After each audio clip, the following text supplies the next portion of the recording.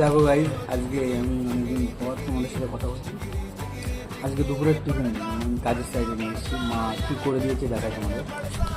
ভাত, এটা হলো টমেটো, কাঁচা টমেটো ভাজা, পমপ্লেট মাছ দিয়ে শস্য পোস্ত। খেয়ে কেমন হয়েছে।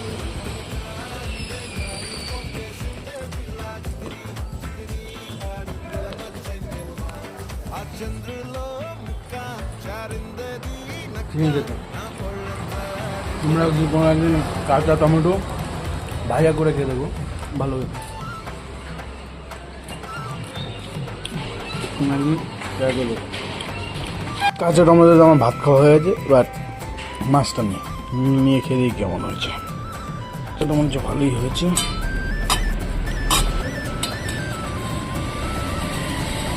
লঙ্কা দিয়ে মাখিনি,